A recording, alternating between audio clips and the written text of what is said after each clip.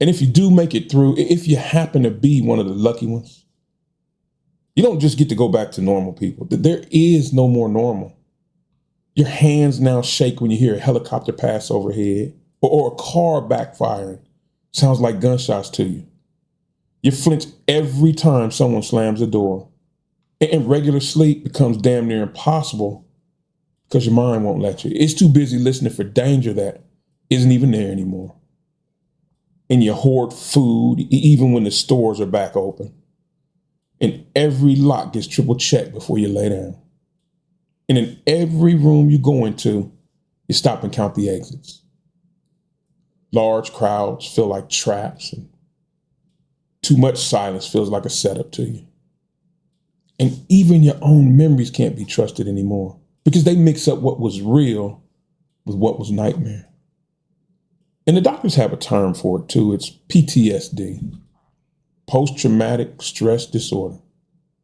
But that sounds too clinical, too medical, like something you can just go and get fixed with some pills. But what it really is your brain trying to keep you alive in a war that's already long ended.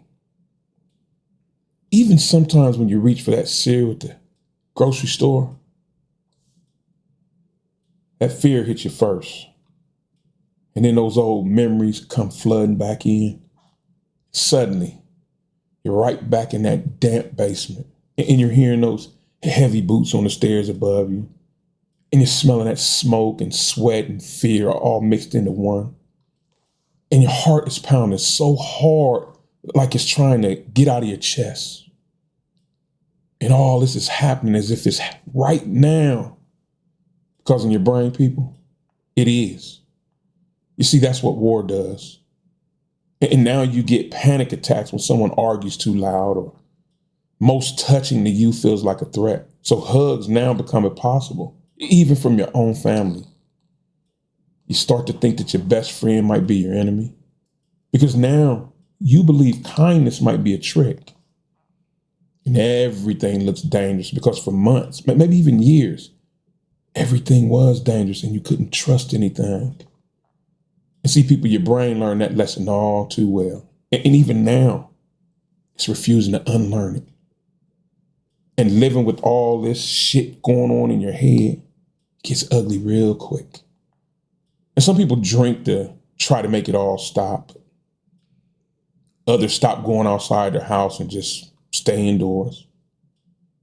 Some people end up hurting the very ones they love because they don't know how to feel safe anymore. And others, they just disappear into themselves. I mean, they're still breathing and walking around, but they're not really there anymore. And those families in those Syrian basements are the ones who managed to make it out alive. You see, this is what those families carry with them every single day. The real war ends, but people, that war inside your head, it keeps right on going for years, sometimes forever. And some people with lots of help, they find ways to slowly to heal. But the scars, oh no, those will always remain. And nobody ever stops to mention that part. You see, surviving a civil war doesn't mean you get your old life back.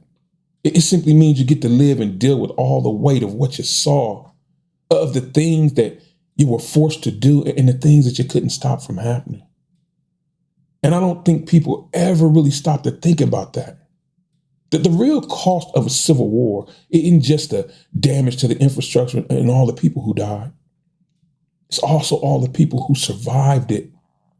You see, those survivors get to spend the rest of their lives wishing that they could forget.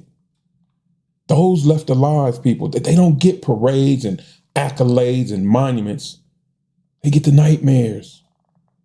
So remember this the next time someone is talking about civil war like it's some type of a video game fantasy. Because make no mistake about it, people, this is the reality of war. This is what victory actually looks like. This is what your neighbors become if they survive. And think about that before you wish for war. Because the lucky ones, they're not really that lucky at all. The survivors don't get to celebrate. They get to remember forever. And people, I've said this over and over again, and I will continue to say it. There are no winners in a civil war. People need to really stop and think long and hard about that. But at any rate, if you have any thoughts or comments or anything you want to add to this, please, by all means, drop them down below and let's open this dialogue up. This is one of those conversations that we need to have because, compromise is something that people need to really learn and think on. But hey, at any rate, I'm Unc. Take care of yourself and each other. Kindness, love, respect. The world really needs more of those right now. I'll catch you guys in the next one.